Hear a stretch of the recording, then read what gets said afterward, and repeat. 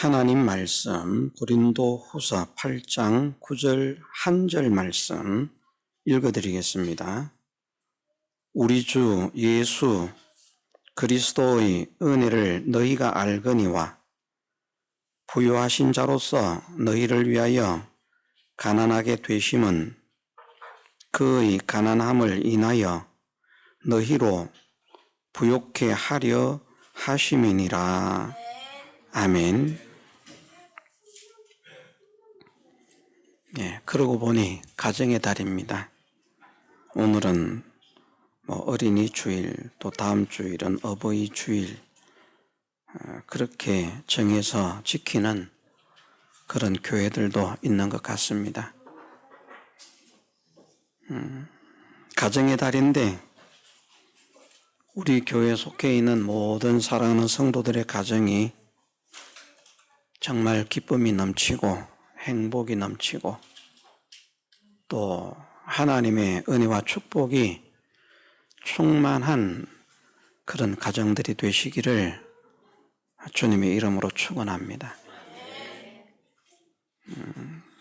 우리가 들은 찬양처럼 행복한 가정, 아름다운 가정, 또 은혜와 복이 충만한 가정 되는 비결은 무엇인가? 하나님의 사랑과 하나님의 축복을 받는 것입니다. 정말 하나님께서 우리를 사랑하시고 우리와 함께 하셔서 그 누구도 위로해 줄 수 없는 그런 슬픔도 하나님 안에서 위로를 받게 하실 뿐 아니라 그 슬픔이 근접도 하지 못하도록 졸지도 주무시지도 않으시는 하나님, 낮에 해도 밤에 달도 상치 못하게 하시는 하나님께서 우리 모두의 가정에 또 성도들에게 함께 하시기를 원합니다. 또 어디로 가든지 지켜주셔서 보호하셔서 하나님께서 한 걸음 한 걸음 나와 함께 하심이 나를 인도하시고 나를 지키시는구나. 그 하나님이 함께 하심에 감사와 기쁨이 우리 심령 가운데서 차고 넘칠 수 있도록 가정들을 또 성도들을 하나님께서 붙드시고 인도해 주시기를 또한 주님의 이름으로 축원합니다. 가장 복되어진 길이 하나님을 사랑하는 것이고 하나님께 사랑받는 것임을 믿기 때문에 오늘 이 말씀을 우리가 함께 하면서 은혜를 나누고자 합니다. 우리는 가난을 원하는 사람이 없습니다. 가난을 벗어나고 싶어서 우리 모두가 몸부림을 치죠. 가난을 당하지 않기 위해서 열심히 공부도 하는 것이고 또 열심히 직장 생활도 하고요. 또 장사도 하고 사업도 하고 어떤 분은 가난을 원치 않기 때문에 무릎이 아프고 허리가 아파서 그 고통이 몸을 수시로 짓눌러 오는데 그것을 이기고 열심히 출근을 하고 열심히 장사를 하고 열심히 사업을 합니다. 그 이유가 다 무엇인가 하면 가난을 원치 않기 때문입니다. 나는 가진 것이 아무것도 없어도 좋아. 나는 먹을 것이 없어도 좋고 나는 입을 것이 없어도 좋고 나는 누릴 것이 없어도 좋다. 그런 사람은 굳이 공부하려고 생각하지 않습니다. 굳이 일하려고 생각하지 않습니다. 자기가 하고 싶은 대로 자기 편한 대로 살죠. 자기가 하고 싶은 대로 편한 대로 산 결과는 세상에서도 보면 뒤가 고생입니다. 그래서 세상 사람들도 그렇게 말하지 않습니까? 요즘 사람들은 이렇게 말하면 꼰대라 말할지 모르겠는데 젊어서 고생은 사서도 한다. 왜 고생을 사서 해? 그런데 젊어서 고생은 사서도 한다. 고생 끝에 낙이 온다. 고진감래라. 그런 말들을 합니다. 나중이 편하고 좋아지려고 하면 지금 힘을 내어서 고생을 하고 수고를 해야만 된다는 것이죠. 잘 생각을 해보니까 그런 것 같아요. 어떻게 생각하면 젊었을 때 누릴 수 있는 것을 다 누려야 되는데 나중에는 늙으면 놀러를 가고 싶어도 못 가고요. 가도 좋은 줄도 모르고. 우리 어르신들 모시고 다녀보면 참 좋다 말씀을 하시지만 근데 그걸 다 누리지를 못해요. 왜냐하면 제대로 걸을 수가 없으니까 좀 걸어서 그 모든 것들을 좀 누려보고 즐기면 좋은데 눈으로 보는 것으로만 만족하는. 그런데 젊어서 놀러를 가면 어떻습니까? 다 누리잖아요. 자기가 귀찮아서 주저앉지 않는 한은 얼마든지 뛰고 걷고 즐기면서 그 낙을 누릴 수 있는데 이제 나이가 들면 그렇게 하고 싶어도 못하니까 사람들이 야 구경도 젊어서 하는 거야. 인생의 즐거움도 젊어서 즐기는 거야. 늙으면 하나도 못 누려. 그런데 반대로 또 생각을 해보면요. 젊어서는 여기 가도 일을 할 수 있고 저기 가도 일을 할 수 있어요. 어디서 일을 하든지 젊은 사람은 이렇게 취직하기가 쉽습니다. 그런데 벌써 제 나이 정도만 돼도 받아주는 사람들이 별로 없어요. 일을 하고 싶어도 일을 할 데가 없어집니다. 좀 더 나이가 들지 않습니까? 그러면 일을 하고 싶고 써주는 사람이 있다고 해도 몸이 약해서 무릎이 아프고 허리가 아프고 제대로 걷지를 못하는데 어디 가서 일을 하겠습니까? 돈을 벌고 싶어도 벌 수가 없는 그런 상황이 됩니다. 그러면 어떻게 됩니까? 젊어서 수고스럽지만 고생스럽지만 나중까지도 편안히 살 수 있는 그런 준비를 잘한 사람들은 젊어서도 여가를 못 즐기는 것이 아니라 틈틈이 즐길 수 있습니다. 휴가를 내어서. 그런데 그것이 문제가 아니라 정말 돈을 벌 수 없는 그런 쇠약한 몸이 되었을 때 편안한 노후를 가질 수 있는데 젊어서의 삶을 즐기면서 노후를 준비하지 않는 사람들은 노후가 그만큼 힘들어지고 비참해지는 겁니다. 우리 대한민국의 국민들은 또 이런 말을 잘 이해를 못할 수 있습니다. 왜냐하면 우리나라는 세계에서도 참 나라가 작고 자원이 없는 나라임에도 불구하고 세계에서도 복지 정책이 상당히 잘 되어 있는 나라거든요. 물론 우리나라보다 복지가 더 잘 되어 있는 나라도 있습니다. 그렇지만 우리나라는 세계에서 몇 번째 가라고 하면 서러워할 만큼 복지가 잘 되어 있고요. 특히 의료복지 같은 이런 경우는 세계의 모든 사람들이 부러워할 만큼 그런 의료 혜택을 국민들이 누리고 있고요.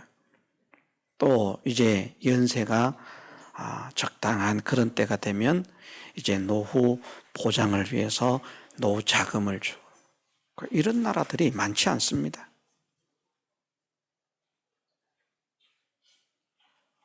그래서 대부분의 나라들은요, 나이가 들면 정말 젊어서 준비해 놓은 것이 없으면 비참하게 그렇게 살다가 비참한 인생의 말로를 맞이합니다. 그래서 어떻게 생각하면 이런 말들을 하면 우리나라 사람들은 공감대가 떨어질 수 있어요. 젊은이들은 젊은이대로 공감대가 떨어지고, 또 이제 기초연금 이런 걸 어르신들 다 받으시잖아요. 그러니까 뭐 그런 거 다 받아서 뭐 작지만 살면 되는데 뭐 준비를 못했다고 노후가 비참하냐. 그 우리나라는 사실 이 복음이 제대로 깨달아지기가 어려운 그런 형편에 놓여 있습니다만은, 대신에 우리가 좋은 나라에 살게 해주셨구나 하는 것을 생각하면서 이것이 하나님의 은혜임을 믿고 하나님께 감사하는 사람이 되면 좋겠습니다. 다 잘 살기를 원하지만 나라가 다 잘 사는 게 아니거든요. 불과 뭐 한 3, 40년, 40년, 50년 전만 해도 40년, 50년 전만 해도 우리나라가 세계에서 빈민국이었습니다. 4, 50년 전에요. 잘 사는 나라가 아니었고. 제가 알기로는 뭐 40년 전만 해도 우리나라가 필리핀보다 못 살고요. 우리나라가 아프리카에 있는 가봉이라고 하는 나라가 있는데요. 그 가봉이라고 하는 나라의 대통령이 봉고였습니다. 우리나라에 봉고차가 있었죠, 옛날에. 봉고차가 있었는데, 그래서 잊혀지지 않습니다. 나라 이름은 가봉인데 대통령 이름은 봉고예요. 얼마나 재미가 있었는지. 그런데 그때 이제 우리나라에 싫어하는 사람이 많습니다만은 전두환 씨가 대통령으로 통치를 하고 있으면서 그 가봉을 방문을 했어요. 제가 왜 이 말씀을 드리는가 하면, 그때 아프리카의 가봉이라고 하는 나라는 우리나라보다 몇 배 잘 사는 나라였습니다. 조금 잘 사는 나라가 아니고요. 우리나라보다 훨씬 잘 사는 나라. 몇 배 잘 사는 나라. 근데 지금 어떻습니까? 그들은 우리보다 몇 배 못 사는 나라에 머물러 있습니다. 이렇게 경제가 급성장한 나라가 세계적으로 많지 않아요. 거의 없다고 해도 될 만큼. 그만큼 지금 젊은이들은 좋은 세상에서 태어나서 살고 있어요. 만일 우리나라가 발전하지 못하고 다른 나라들의 발전 추세와 마찬가지인 발전 추세를 가지고 살았다면, 지금 여기 있는 젊은이들은요, 메이커 이거 엄청난 부자가 아니면 못 입습니다. 떨어진 신발 신어야 되고 떨어진 옷 입고 살아야 됩니다. 필리핀에 가보십시오. 우리나라보다 잘 살던 나라였어요. 우리나라를 원조해 주던 나라였어요. 도와주던 나라였어요. 그 나라에 가면 국민들 지금 그냥 떨어진 옷에 떨어진 신발 신고 다니면서요, 맨발로 다니는 사람도 많고, 우리나라에서 사람들이 입기 싫어가지고 버리는 헌옷들 수구에 가면 그곳에서 비싼 값에 판매를 합니다. 그걸 사 입습니다. 우리나라에서 못 입는 헌옷을 깨끗하게 빨아서 그 나라에서 갖다 주고 나눠주면 그 나라 사람들은 좋아서 어쩔 줄을 모릅니다. 그런 나라가 되어 있어요. 사탕 하나를 주면요, 아이들이 수십 명씩 어디에 있다가 나타나는지도 모르게 나타나는 그런 나라입니다. 우리는 사탕 하나 주면 그렇게 모이겠습니까? 아이고 웃기고 있네 저거. 그런데 우리나라가 그런 나라들과 같은 발전 추세를 가지고 있었다면 우리는 지금 필리핀보다 더 비참한 나라, 가봉보다 더 비참한 나라입니다. 지금 젊은이들은 어르신들께 감사해야 돼요.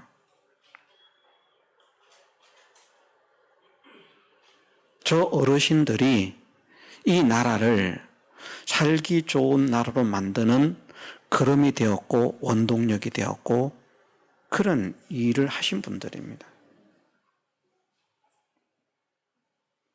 어른들의 혜택으로 지금 젊은이들은 행복한, 부유한, 풍요한 이런 세대를 누리고 있어요. 그래서 저는 오늘 꼰대가 되었습니다. 꼰대가 되었어요. 이런 말 하면 젊은 사람들에게는 꼰대거든요. 라떼, 그래 저는 앞으로 커피숍에 가면 라떼를 안 마시려고 하거든요. 왜냐하면 라떼를 자꾸 외치면 꼰대가 된다 그러더라고요. 나 때는 어땠다, 뭐 내가 어릴 때는. 그래서 제가 언젠가 목사님 뭐 드시겠어요? 무슨 라떼 이제는 라떼를 안 마시겠습니다. 제가 카페에 가면 고구마 라떼를 즐겨 마셨거든요. 이제는 라떼를 안 마시겠습니다. 한 명도 안 왔네. 딴에는 조커를 했는데. 예.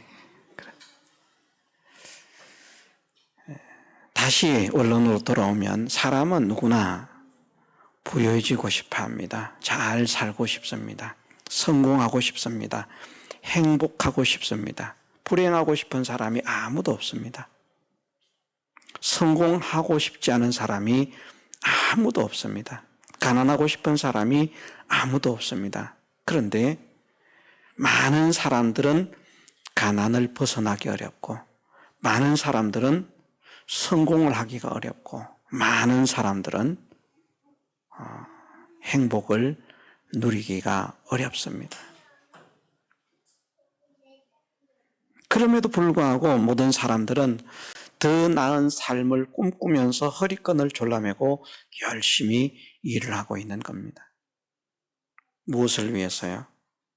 언젠가 나도 성공할 수 있을 것이다. 언젠가 나도 부자가 될 수 있을 것이다. 이런 생각을. 제가 왜 이 말씀을 드리는가 하면 오늘 본문에 보니까 이렇게 말씀을 하시고 있습니다. 우리 주 예수 그리스도의 은혜를 너희가 알거니와 부유하신 자로서 너희를 위하여 가난하게 되심은 그의 가난함을 인하여 너희로 부욕해 하려 하심이니라. 아멘. 우리는 모두 부자가 되는 것이 소망인데 예수님은 우리를 위해서 가난하게 되셨다는 겁니다. 주님은 이런 분이시다. 네, 우리는 예수님을 믿습니다. 지금으로부터 약 2000년 전에 우리나라에서 아주 멀리 떨어져 있는 저 조그마한 나라 이스라엘에 예수님께서 탄생하셨습니다.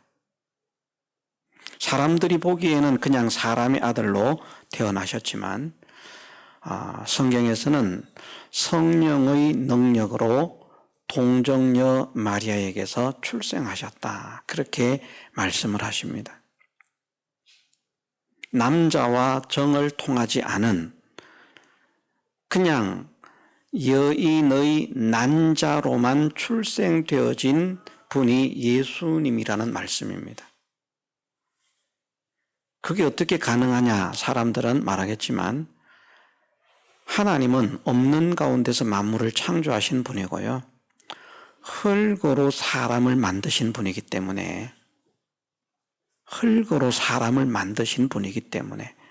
이것이 가능한 줄로 믿어야 됩니다.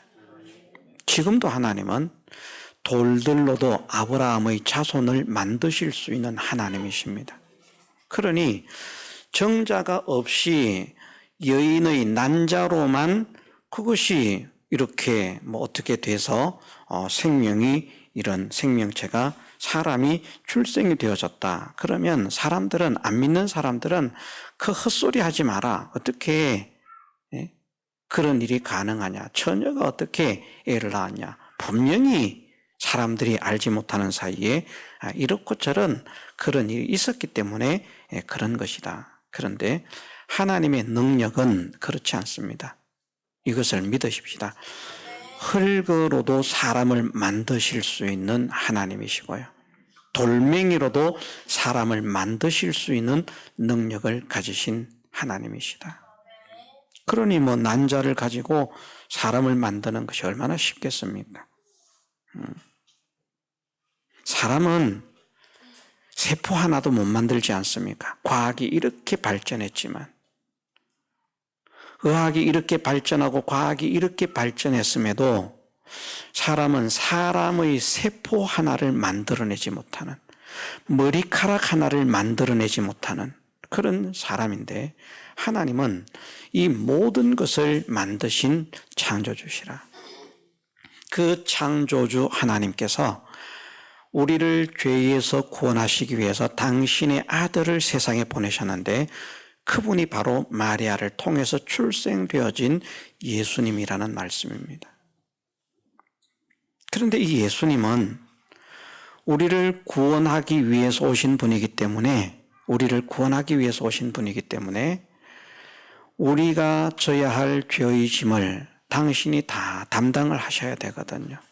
그래서 왕으로 오시지 않고, 왕으로 오셔도 우리의 죄를 담당하실 수 있는데, 그러면 사람들이 또 욕을 할 거예요. 그렇게 해가지고 하나님이 우리를 사랑하신다고 하는데 우리가 지금 얼마나 고생하는지 알아? 하나님이 우리를 사랑하시면 이렇게 고생하게 버려두면 안 되지.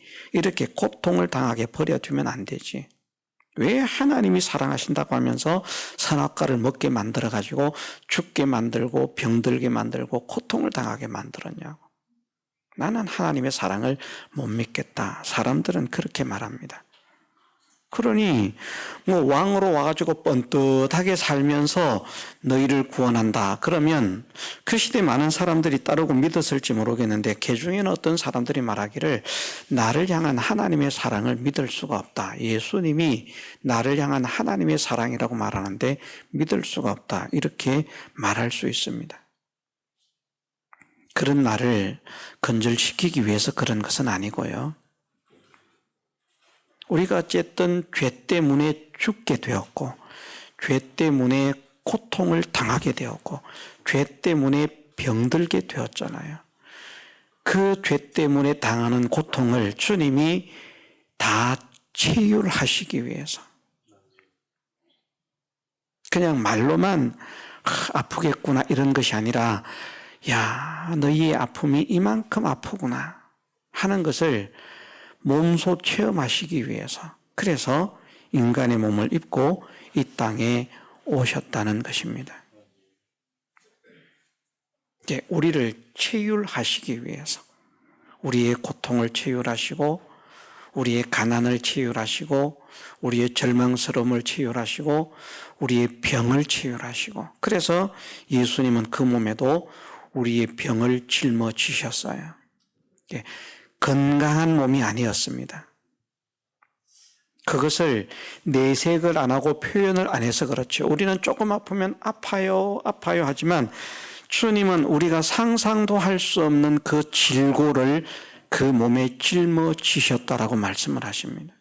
그런데 그 질고가 우리의 질고라는 것이죠. 근데 우리가 아픈 것보다 더 극심한 고통이 있는 그 질고를 그 몸에 가지고 사시면서, 그런데 아픈 것으로 인해서 우리의 구원을 포기하지 않으시고요, 끝까지 구원을 완성하시고, 사람은 누구나 가난을 벗어나고 싶어 하는데 주님은 우리를 부욕해 하시기 위해서 당신이 가난한 삶을 선택하셨습니다. 그러면서 가난이 얼마나 비참하고 고통스러운지 본인이 몸소 체험하시는 거예요. 우리가 그런 체험 활동 하지 않습니까? 체험 활동 하는데 그 체험 활동은 잠깐이지만 주님은 일생 동안 체험 활동이 아니라 진짜 고통을 당하시는 그 가난을 몸소 겪으시는 겁니다. 많은 사람들은 그렇게 생각을 합니다. 예수님은 어쩔 수 없이 그 가난을 당할 수밖에 없었다. 왜냐하면 태어나기를 그렇게 태어났으니까. 그런데 아닙니다. 예수님은 그 가난을 벗어나고도 남음이 있는 실력을 가지신 분이고, 능력을 가지신 분이고, 지능을 가지신 분이고, 힘을 가지신 분이에요.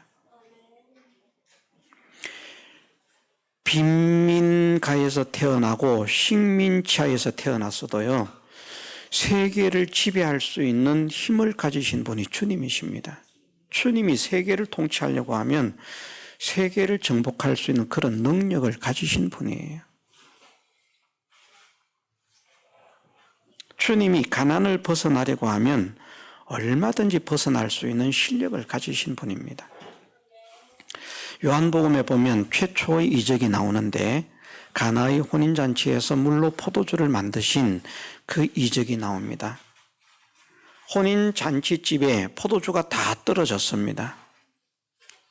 그런데 사람들이 걱정을 하는데 마리아가, 예수님의 육신의 모친인 마리아가 그 집의 종들에게 하는 말이 예수님께 가서 시키는 대로 하라는 겁니다. 그건 뭘 의미하겠습니까? 지금까지 예수님의 삶에서 예수님께서 하시는 것은 실패가 없는 겁니다. 시키는 대로 하면 다 되는 겁니다. 그걸 마리아는 경험하고 산 것입니다. 예수님이 초능력을 행했는지 기적을 행했는지 그것은 알 수 없습니다. 저는 이적을 행했다라고는 생각하지 않습니다. 그 이전에. 그냥 평범하게 사시는 것 같은데 얼마나 특이한 재능을 가지셨는가 하면 예수님께서 시키시는 대로 하면 실패가 되지 않아요. 포도주가 없는데 어쩌라는 말입니까? 예수님께 가서 시키는 대로 해라. 시키는 대로만 하면 된다. 그만큼 모든 문제를 해결하는 능력이 탁월한 지혜를 가지고 계셨던 주님이십니다. 그 지혜를 가지고요, 실제로도 모든 사람의 지혜보다 훨씬 지혜롭습니다. 자, 예수님이 그 시대에 비행기를 만들려고 하면 못 만드셨겠습니까? 어떻습니까? 탱크를 만들려고 하면 못 만드셨을까요? 지금으로부터 2000년 전인데 무슨 탱크입니까? 자, 예수님이 탱크를 만들려고 하면 만드셨을까요? 못 만드셨을까요? 만들고도 남음이 있습니다. 주님은 그런 지혜와 그런 능력을 가지신 분입니다. 그 지혜와 능력을 가지고요, 자기의 가난을 벗어나는 데 사용하신다고 하면 금방 벗어나요. 금방. 그런데 당신의 지혜와 당신의 능력을 당신의 가난을 벗어나는 데 사용하지 않습니다. 왜? 우리의 가난을 치유하시기 위해서, 평생 가난을 치유하시기 위해서. 이게 사랑입니다. 그게 뭔 사랑이야? 가난의 문제를 해결해야지. 예, 가난의 문제를 해결하시는 거거든요. 그렇게 하심으로 우리를 영원히 부유한 자가 되게 하시려고. 잠깐은 우리가 이 세상을 사는데 가난할지 모르겠지만 그것도 모든 사람이 다 가난한 것 아닙니다. 보편적으로 하나님을 믿는 사람들은 부자가 되게 되어 있다라고 성경은 가르치고 있습니다. 하나님을 잘못 믿으니까 그런 것이지, 하나님을 제대로만 믿으면, 하나님을 제대로 믿는 사람, 바로 믿는 사람은, 성경에서도 하나님을 믿는 사람은 믿지 않는 사람들보다 부자가 되게 되어 있다. 아브라함을 통해서도 하시는 말씀이 다른 사람을 복되게 하는 복의 기관이고 복의 근원입니다. 아브라함으로 인하여 복을 받게 한다. 아브라함이 복을 못 받으면 그렇게 하겠습니까? 안 되잖아요.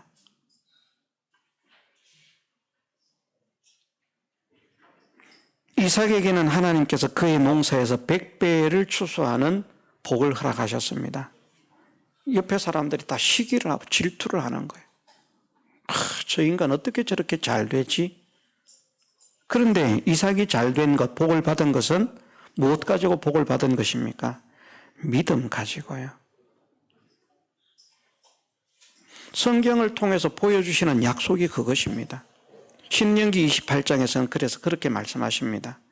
우리가 이 말씀을 참 못 믿으니까 한이 되는데, 신명기 28장에서는 네가 네 하나님 여호와의 말씀을 삼가 듣고 내가 오늘날 네게 명하는 그 모든 명령을 지켜 행하면 이 모든 복이 네게 임하며 네게 미칠 것이다.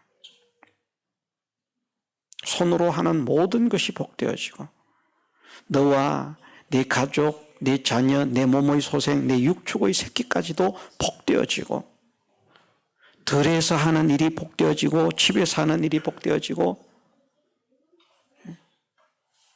떡반죽 그릇이 복되어지고 모든 것이 복이 되게 하겠다. 그래서 세계 모든 민족 위에 뛰어나게 하겠다.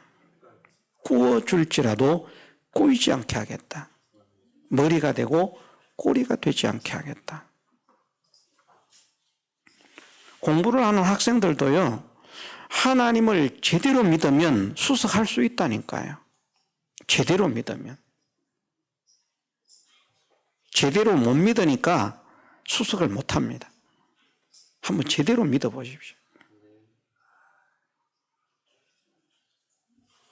왜? 머리가 되게 하시겠다라고 말씀을 하셨기 때문에. 그래서 어떤 분은 제가 자주 드린 말씀입니다마는 그분을 저는 모시고 신앙생활을 했기 때문에 그런데 그분은 그렇게 말씀을 하셔요. 3년을 믿었는데 부자가 못 되면 잘못 믿는 것이라. 예수 믿은 지 3년이 되었는데, 그분의 표현입니다. 저는 예수라고 하지 않습니다. 예수님이라고 하죠. 예수 믿었는데 3년이 되었는데 부자가 못 되었으면 잘못 믿은 것이다. 우리 교회에서 3년 이상 믿었는데 부자가 못 됐으면 지금 잘못 믿고 있는 줄로 알아야 됩니다. 그렇게 우리가 인정하는 게 좋습니다. 에이, 아니지. 잘 믿고 있는데 지금 내가 10년을 믿었는데 부자가 못 됐는데 기분 나쁘게 말이에요. 이러면 안 되고요. 내가 정말 하나님께서 그 100배의 복을 허락하시는 그 복을 받을 수 없는 그런 믿음밖에 안 되겠구나. 그 복을 받을 수 있는 믿음이면 100배의 복을 허락하실 것인데, 그러면 한 달 100만 원 받던 사람이 100배라고 하면 얼마를 벌어야 되는 겁니까? 한 달에 1억이죠. 여러분들이 저도 마찬가지입니다. 저도 마찬가지인데 저는 그러면서 은근히 빠져나가려는 것인지 모릅니다. 선지자들은 제외가 된다. 사실은 선지자들도 그런 복을 받으려고 하면 얼마든지 복되게 하십니다. 저도 복이 되게 하려고 하면 하나님이 복되게 하신 줄로 저도 믿어야 됩니다. 선지자는 어려운 길을 간다, 이렇게 빠져나갈 것이 아니고 미꾸라지처럼. 선지자도 복되게 하시면, 하나님이 복되게 하시면 복될 수밖에 없죠.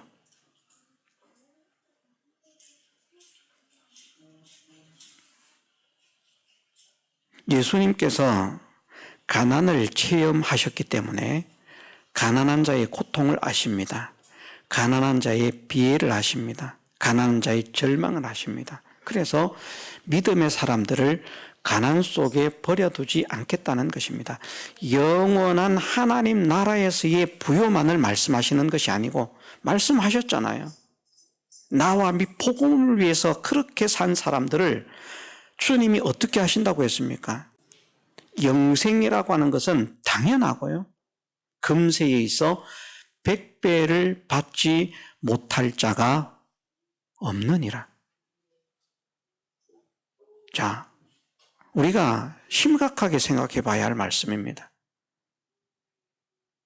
정말 하나님께서 기뻐하시는, 정말 주님께서 기뻐하시는 그 믿음의 걸음을 걸어간 사람이라고 하면 내세의 영생을 얻는 것은 당연하거니와 금세에 있어 100배의 축복을 받지 못할 자가 없다. 주님은 분명히 그렇게 말씀하셨습니다. 그러면 그 말씀은 어떤 말씀입니까? 다 100배의 축복을 받는다는 겁니다. 바로만 믿으면. 왜? 예수님이 가난을 치유해 보시니까요. 가난이 이렇게 비참한 것이구나. 이렇게 불행한 것이구나. 이렇게 고통스러운 것이구나. 이렇게 아픈 것이구나. 이렇게 절망스러운 것이구나. 주님은 아십니다. 그래서 당신의 자녀들을 그 고통 가운데 머물러 있기를 원치 않으시는 거예요. 그래서 바로만 믿어봐라. 그러면 내세의 영생은 당연하고, 그건 진짜 당연하고.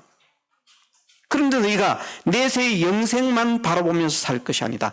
금세에 있어서도 100배를 받게 될 것이다. 받지 못할 자가 없느니라. 제가 지금 성경에 없는 말씀을 여러분들에게 하고 있습니까? 성경에 있는 말씀을 하고 있고요. 예수님께서 친히 하신 말씀을 여러분들에게 전한 것입니다. 근데 우리가 100배의 복을 못 받았어요.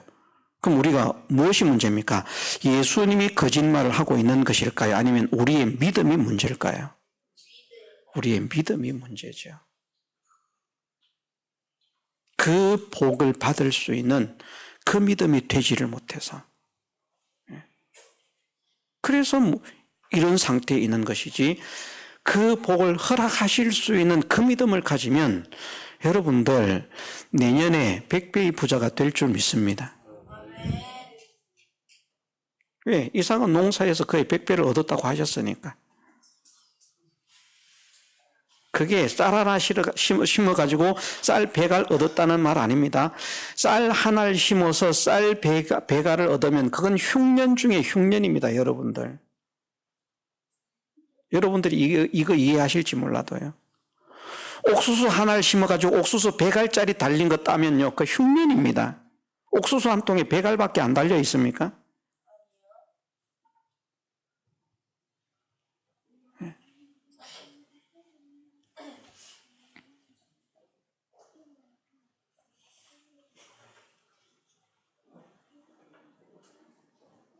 이삭에게 하신 말씀은 하나를 심었더니 100개를 얻었다는 말씀이 아닙니다.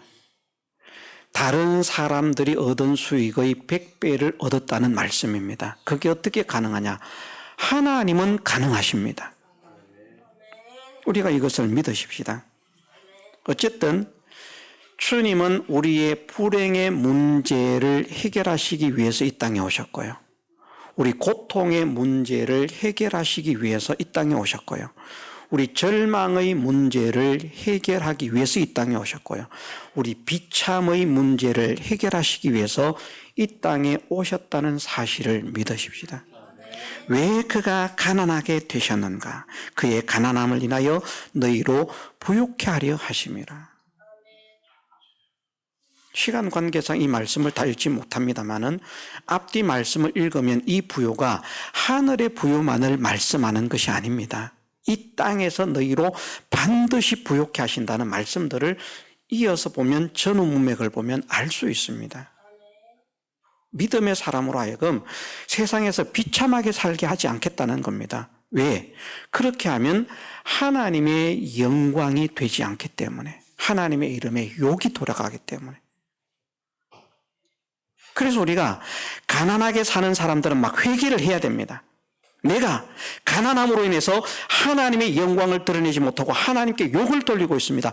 그런데 내가 이렇게 가난한 이유는 무엇인가 하면 내가 바른 믿음을 가지지 못했습니다. 하나님, 내가 하나님께서 기뻐하시는 바른 믿음을 갖게 하옵소서.